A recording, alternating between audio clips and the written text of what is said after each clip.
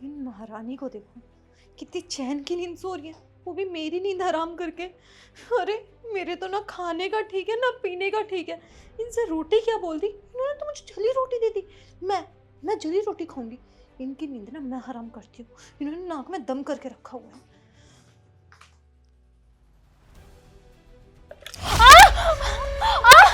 क्या कर रही हो? आया मजा? मेरी नींद हराम करोगी ना तो यही होगा। और करो मेरी नींद हराम। पागल हो गई हो क्या? मैं पागल हो गई हूँ? हाँ तुम मुझे मुझे पागल बोल रही हो? पागल तुम हो।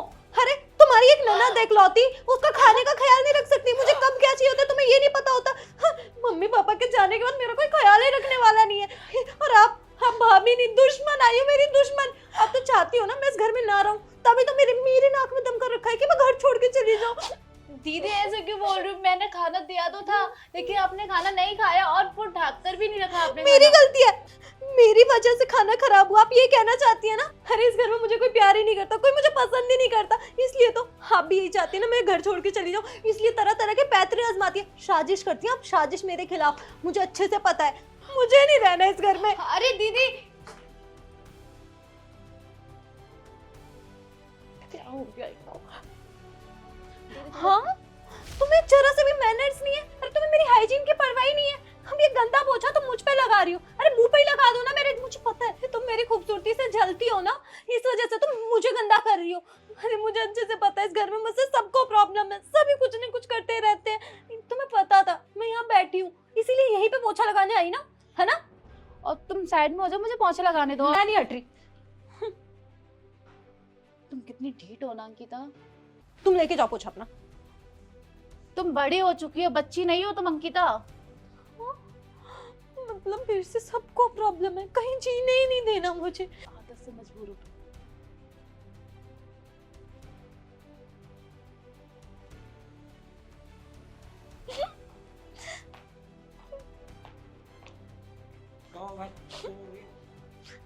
आपकी बीवी, उन्हीं की वजह से ये सब हो रहा है। रोज नए नए षड्यंत्र करती रहती है। वो चाहती ही नहीं है कि मैं इस घर में रहूं। आज उनकी वजह से मुझे चोट भी लग गई। मैंने उन्हें आवाज भी दिया, भाभी भाभी भाभी, लेकिन वो आई नहीं।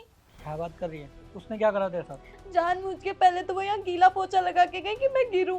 मैंने सैंडल पहन रखी थी, वो तो मैं वीडियो बनाने जा रही थी, रील अपनी, और मैं खड़े होते ही गिर गई। मुझे पता है आपको मेरी बातों पे यकीन नहीं होगा, आपको भी अपनी बीवी सच्ची लगेगी। मेरे पास सबूत भी है, ये देखो।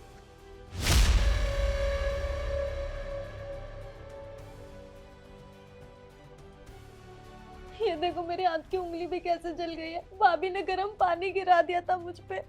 मुस्कान! अरे बुलाया? मेरी बहन कैसे गिरी? मुझे नहीं पता चोट कैसे लगी। साफ साफ कैमरे में दिख रहा है, तूने यहाँ पे गीला पानी डाला था, उसकी वजह से मेरी बहन फिसली है। नहीं मैं ऐसा क्यों ही करूंगी, और मैं इनको क्यों ही नुकसान पहुंचाऊंगी। अरे दीदी झूठ बोल रही, मैंने तो कुछ नहीं किया। मेरी बहन झूठ बोलेगी? रहने दो। पागल समझती है उसे? या पागल बनाना चाह रही है तू हम दोनों को? मत मारो भाभी को, भाभी की कोई गलती नहीं है।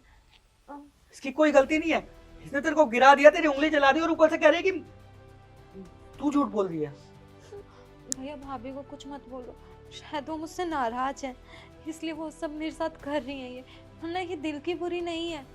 आज के बाद अगर मेरी बहन को कुछ भी हुआ ना तो मुझसे बुरा नहीं होगा। चुपचाप तेरे को तेरे मायके फेंक के आ जाऊंगा और वापस कभी लेकर नहीं आऊंगा। वहीं पे सटती रही हो, कुछ नहीं सुनना मुझे। उसको दवाई लगा।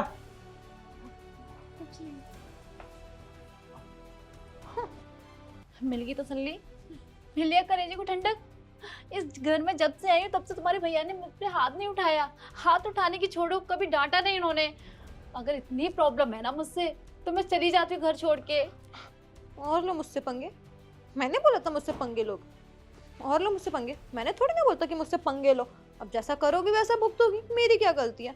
मेरी बात मानी होती तो ऐसा नहीं करना पड़ता मुझे। और हाँ, जो सच्चाई है वो तुम्हें और मुझे पता है। मुझे पता है अपने भैया को अपनी बातों में कैसे मनाना है। तुम कभी नहीं सुधर सकती दीदी, कभी भी नहीं। बड़ी आई।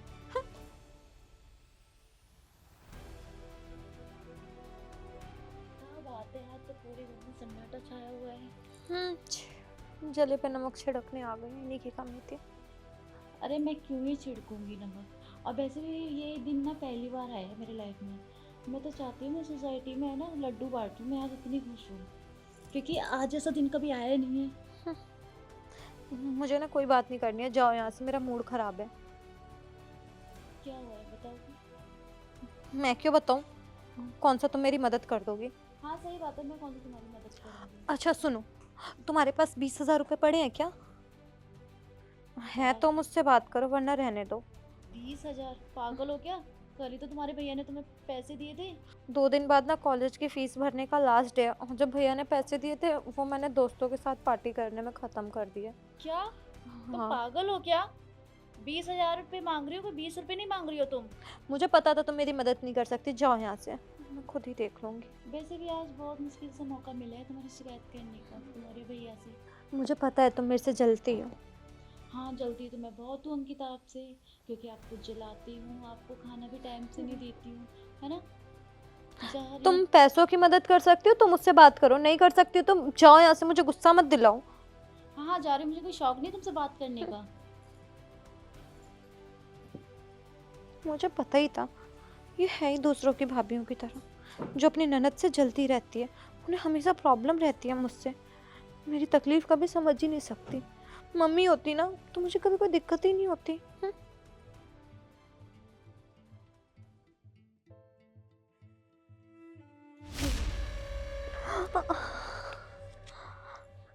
इतने सारे पैसे मुझे दे रही हो?